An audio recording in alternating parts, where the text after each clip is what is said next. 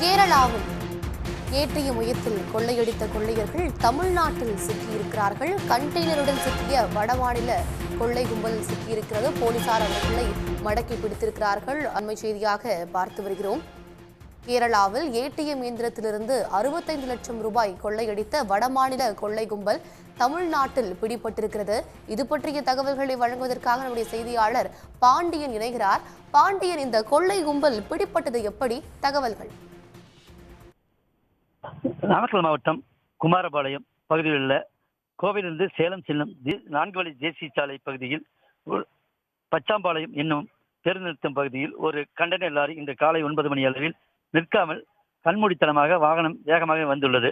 இதனால் அந்த பகுதியில் இருந்த சாலையோரமாக நின்று கொண்டிருந்த கார்கள் மற்றும் 4 சக்கர வாகனங்கள் மீது மோதிவிட்டு நிற்காமல் சென்றதால் அப்பகுதி மக்கள் உடனடியாக குமாரபாளையம் மற்றும் வெப்படை போலீசாருக்கு தகவல் அளித்தனர்.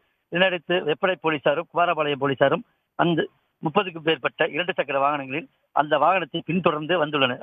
வாகனம் நிற்காமல் மீண்டும் ஈரோட்டிலிருந்து வெப்படை செல்லும் சாலையில் திரும்பியுள்ளது. அந்த குறுகிய பாதையில் அந்த வாகனம் கடும் வேகத்தில் வந்ததால் வாகனத்தை கல்வீசி தாக்கி போலீசார் நிறுத்தியுள்ளனர்.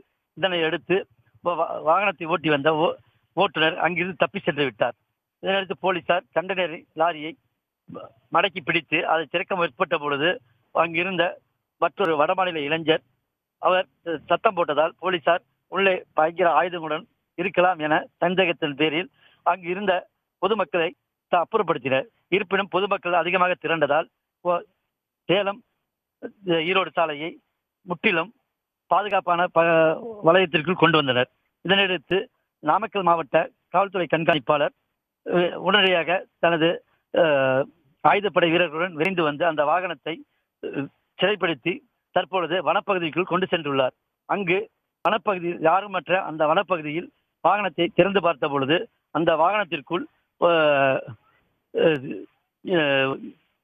இன்னோவா கார், சொகுசு கார் ஒன்றும் புதிய கார் ஒன்றும் சில பணம் கத்தையாக இருந்ததாகவும் போலீசார் தெரிவிக்கின்றனர். இந்த 6 குற்றவாளிகளும் அந்த கண்டெய்னர் லாரிக்குள் இருந்துள்ளனர். அவர்களை போலீசார் சிறைப்படுத்தி விசாரித்து வருவதாக தகவல்கள் தெரிகின்றன.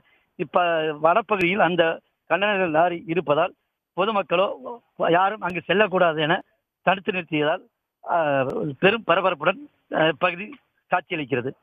உடனுக்குடன் செய்திகளை தெரிந்து கொள்ள சன் நியூஸ் பெல் ஐகானை கிளிக் பண்ணுங்க.